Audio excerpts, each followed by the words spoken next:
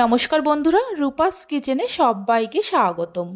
আজকের রেসিপি নরম তুলতুলে পাকা আমের রসমালাই। এই রসমালাই মিষ্টি মুখে দেয়া মাত্র মিলিয়ে যাবে। আশা করি রেসিপিটি আপনাদের ভালো লাগবে। তাহলে চলুন দেখে নেওয়া যাক। শুরু থেকে শেষ পর্যন্ত দেখার জন্য আপনাদের কাছে অনুরোধ রইল। এখানে আমি 200 গ্রাম ছানা নিয়েছি। মিনিট 3-4 সময় ধরে ছানাটাকে ভালো করে মেখে নেব। 1 লিটার দুধকে ফুটিয়ে নিয়ে তার মধ্যে লেবুর রস দিয়ে ছানা কাটিয়ে নিয়েছি। তারপর ছানাটাকে 2-3 বার জল দিয়ে ধুয়ে নিয়ে ছানা থেকে ভালো করে জল ঝরিয়ে নিয়েছি। 1 লিটার দুধ থেকে এখানে আমার 200 গ্রাম ছানা হয়েছে। মিনিট 3-4 সময় ধরে ছানাটাকে মেখে নেওয়ার পর ছানার মধ্যে দিয়ে দেব 1 চামচ ময়দা। ছানার মধ্যে ময়দাটা দেওয়ার পর আরও মিনিট 5-6 সময় ধরে ছানাটাকে মেখে নেব। ছানা যত ভালো করে মাখা হবে মিষ্টিগুলোও ততটা নরম তুলতুলে ও স্পঞ্জি হবে।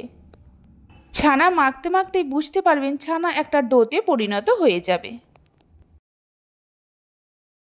দেখুন ছানা মাখতে মাখতে একটা ডোতে পরিণত হয়ে গেছে।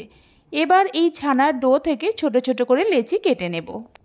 এখানে আমি মিডিয়াম সাইজের লেচি কেটে নিচ্ছি। আপনারা মিষ্টিগুলো কেমন সাইজের বানাবেন সেই মতো লেচি কেটে নিতে পারেন। লেচিগুলো কেটে নেওয়ার পর একটা করে লেচি নিয়ে প্রথমে হাতের মধ্যে গোল করে নেব, তারপর মাঝখানটা এইভাবে প্রেস করে দেব। দেখুন ঠিক এই রকমভাবে সব কটা লেচিকে তৈরি করে নেব। সবগুলো তৈরি করে নেওয়ার পর গ্যাসের ওপর একটা কড়া বসিয়ে কড়ার মধ্যে দিয়ে দেব 1 বাটি চিনি। ওজন হিসাবে 150 গ্রাম চিনি আছে। যে বাটি মেপে চিনি নিয়েছি ওই বাটিরই 4 বাটি জল দিয়ে দেব। চিনির মধ্যে জলটা দেওয়ার পর গ্যাসের ফ্লেমটা হাইতে করে চিনিগুলো মেল্ট হওয়া পর্যন্ত অপেক্ষা করব। চিনিগুলো মেল্ট হয়ে যাওয়ার পর এই ফুটন্ত শিরার মধ্যে যে ছানার লেচিগুলো তৈরি করে রেখেছিলাম চিনির শিরার মধ্যে দিয়ে দেব। এই সময় গ্যাসের ফ্লেমটা হাইতে রাখতে হবে, তা না হলে ভেঙে যাওয়ার সম্ভাবনা থাকে। সবগুলো দেওয়ার পর গ্যাসের ফ্লেমটা হাইতে করে ঢাকা দিয়ে 10 মিনিট রান্না করে নেব। 10 মিনিট পর ঢাকা খুলে দেখাচ্ছি। দেখুন মিষ্টিগুলো ফুলে কতটা বড় হয়ে গেছে।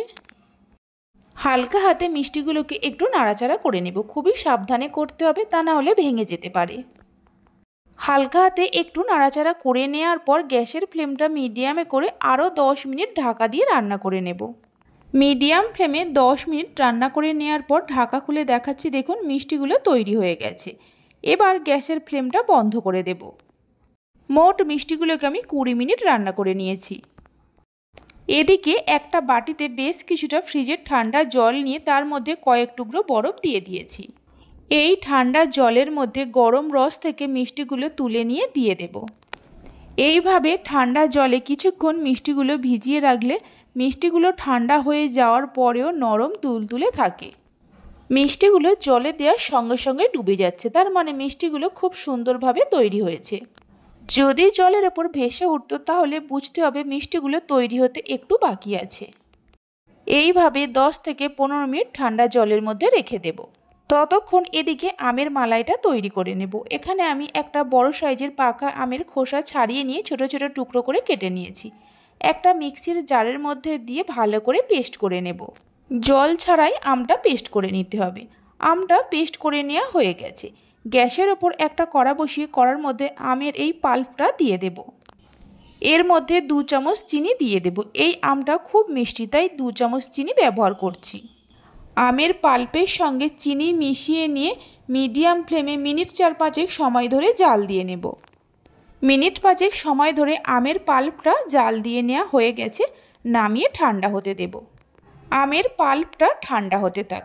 গ্যাসের ওপর একটা কড়া বসিয়ে তার মধ্যে দিয়ে দেব 1 কাপ জল। জল হালকা গরম হলে জলের মধ্যে দিয়ে দেব 1 কাপ গুঁড়ো দুধ। ওজন হিসাবে 200 গ্রাম গুঁড়ো দুধ আছে। জলের সঙ্গে গুঁড়ো দুধটা মিশিয়ে নেব, কোনো রকমের দলা না থাকে। আমি এখানে মালাইটা গুঁড়ো দুধ দিয়ে তৈরি করছি, আপনারা চাইলে লিকুইড দুধ দিয়েও তৈরি করতে পারেন। জলের সঙ্গে দুধটা মিশিয়ে নেওয়ার পর এর মধ্যে দিয়ে দেব 4 চামচ চিনি। চিনিটা চাইলে আপনারা বাড়িয়ে কমিয়ে নিতে পারেন। চিনিটা দিয়ে মিশিয়ে নিয়ে গ্যাসের ফ্লেমটা মিডিয়ামে করে মিনিট 3-4 সময় ধরে জাল দিয়ে নেব। মালাইটা এখানে আমি যেহেতু গুঁড়ো দুধ দিয়ে বানাচ্ছি তাই খুব তাড়াতাড়ি তৈরি হয়ে যাবে। 3-4 মিনিট রান্না করে নেওয়ার পর কয়েকটা আমন্ড আর পেস্তা বাদামকে কুচিয়ে নিয়ে দিয়ে দেব। এটা সম্পূর্ণভাবে অপশনাল, আপনারা চাইলে দিতেও পারেন আবার নাও পারেন। আমন্ড আর পেস্তা বাদামটা দিয়ে মিশিয়ে নিয়ে গ্যাসের ফ্লেমটা বন্ধ করে দেব। গ্যাসের ফ্লেমটা বন্ধ করে দেওয়ার পর যে আমের পাল্পটা জাল দিয়ে রেখেছিলাম পুরোটাই মালাইয়ের মধ্যে দিয়ে দেব। মালাইয়ের সঙ্গে আমের পাল্পটা ভালো করে মিশিয়ে নেব। এর মধ্যে অল্প একটু ফুড কালার দিয়ে দেব। এটা সম্পূর্ণভাবে অপশনাল, আপনারা চাইলে দিতেও পারেন আবার নাও পারেন। ফুড কালার আর আমের পাল্পটা মালাইয়ের সঙ্গে ভালো করে মিশিয়ে নিয়ে গ্যাসের ফ্লেমটা বন্ধ করে দেব। এদিকে যে মিষ্টিগুলো ঠান্ডা জলের মধ্যে ডুবিয়ে রেখেছিলাম, জল থেকে তুলে নিয়ে ভালো করে জল এইভাবে চেপে চেপে ঝরিয়ে নেব। অবশ্যই জলটা ভালো করে ঝরাতে হবে, তা না হলে মিষ্টিগুলোর মধ্যে মালাই ভালো করে ঢুকবে না। মিষ্টিগুলো থেকে জল ঝরিয়ে নিয়ে গরম মালাইয়ের মধ্যে দিয়ে দেব। সমস্ত মিষ্টিগুলো মালাইয়ের মধ্যে দেওয়ার পর ঢাকা দিয়ে 30 মিনিটের জন্য রেখে দেব। আপনারা চাইলে এর থেকে বেশি সময়ের জন্যও রাখতে পারেন। 30 মিনিট পর ঢাকা খুলে দেখাচ্ছি, দেখুন মিষ্টির মধ্যে মালাই খুব ভালোভাবে ঢুকে গেছে। রসমালাই মিষ্টি তৈরি হয়ে গেছে। একটা প্লেটের মধ্যে সার্ভ করে নেব। এটা আপনারা চাইলে নর্মাল ফ্রিজে রেখে ঠান্ডা করেও পরিবেশন করতে পারেন। এইভাবে একবার পাকা আমের রসমালাই মিষ্টির রেসিপিটি বাড়িতে বানিয়ে দেখতে পারেন। বাড়িতে বানালে খেয়ে আপনাদের কেমন লাগলো অবশ্যই আমাকে কমেন্ট করে জানাবেন। একটা মিষ্টিকে আমি কেটে নিয়ে দেখিয়ে দিচ্ছি, দেখুন কতটা নরম তুলতুলে হয়েছে। আমার রেসিপি যদি আপনাদের ভালো লেগে থাকে অবশ্যই একটা লাইক করবেন, বন্ধুদের সঙ্গে শেয়ার করবেন। ভালো লাগলে চ্যানেলটি সাবস্ক্রাইব করে পাশে থাকা বেল আইকনটি প্রেস করবেন নতুন রেসিপির আপডেট সবার আগে পাওয়ার জন্য।